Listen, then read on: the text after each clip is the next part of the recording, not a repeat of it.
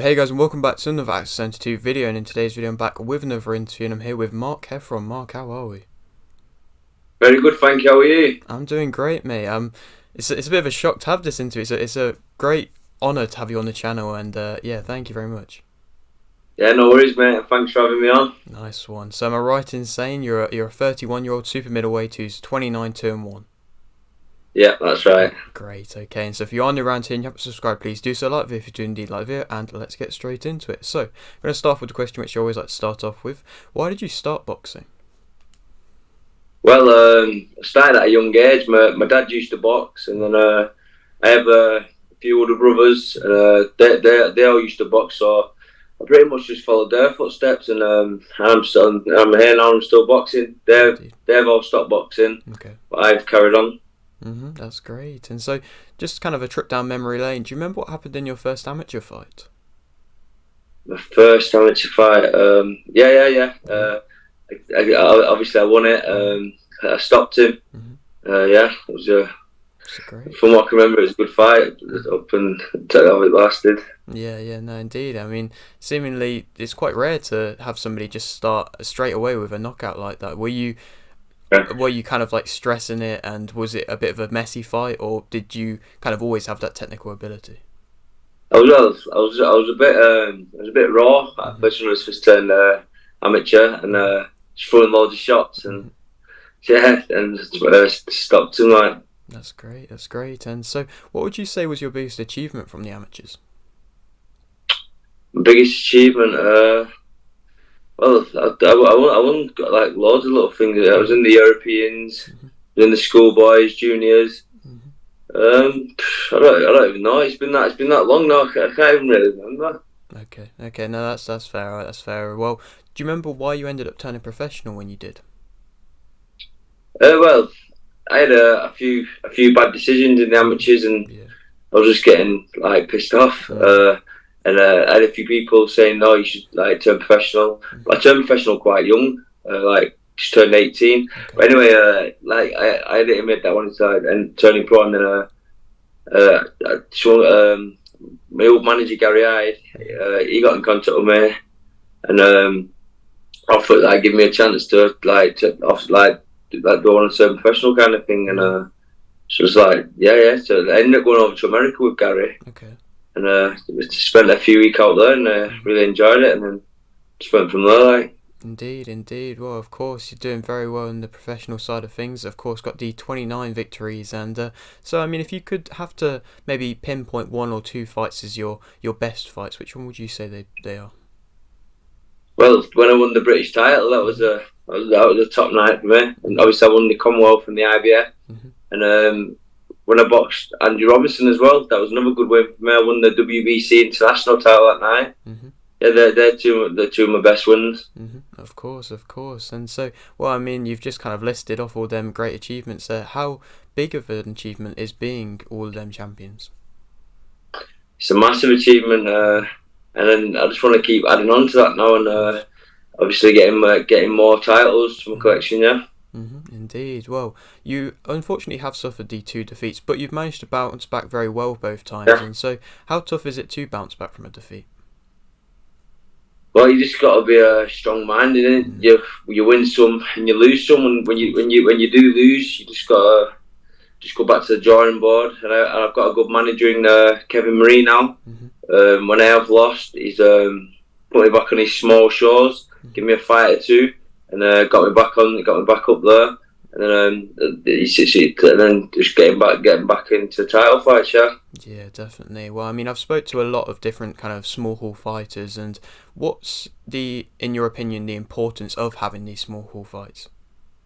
You need these small hall fights. You know what I mean? To get the experience of fighting the journeyman and stuff like that. Do you know what I mean? If you want the small shows, we're probably knackered. Do you know what I mean? Because they get you going, get you on the roll, and get yourself out, get yourself busy. Yeah.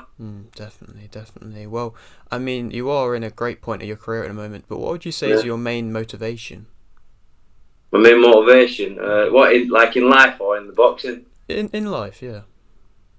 My little girl, Poppy. Everything I do is to give her the best life. Yeah. So I just try and I just try my best to give her a good life. Yeah, she motivates every morning. She motivates me. She makes me happy. Smile. Yeah. That's a great motivation. That's great. Well, I mean, you've got, and I don't know how much you can really speak about this, but do you have a possible date of when you could say you may be fighting again? To be honest, I'm supposed to go meeting up with my manager tonight. Okay. At the AO Arena at Manchester, innit? Yeah. The Lawrence of Cole tonight, Yeah, so I'm supposed to go and have a meeting with him tonight, and then hopefully I should know by next week when I'm next fighting. Okay, that's great. Okay, well, I'm going to be asking your thoughts if that's all right on a few fights, but just for anybody who's maybe not seen you fight before, what would you say is your best attributes? Well, I can box. I can come forward. I'm a bit of a mixed fighter. I'm a bit of an all-round fighter. Yeah, so I do like to get stuck in and have a go. So I'm never in a dull fight. No, definitely, you're not indeed. And well, I mean, you are, like I've said a few times, in a great point of your career at the moment. But where would you like to see yourself in a year's time? In a year's time, I just want to win more titles and maybe either win the British title outright or even go on and fight for the European title. That's held by Kevin Saggio. Yeah. He's a very good fighter. He comes forward, and I think that fight would make for a very good fight. Indeed. And well, I mean, you've come a long way from where you were at the start of your career. But if you can maybe give a message to a younger self, maybe a version that's just turning pro, what would you say? Just be dedicated and work hard, and don't let the distractions get in your way, and just stay on it. Yeah. That's great. Okay, well, now we'll move on to the kind of asking about different fights, and I mean, of course, we've got some quite big fights this weekend, and we'll start off with the Lawrence Okoli versus Light fight. What's your thoughts on that? To be honest, I've not really seen anything on the guy. I seen a little clip of the guy a couple of days ago, and from that little clip, what I did see, I think Lawrence will get the win.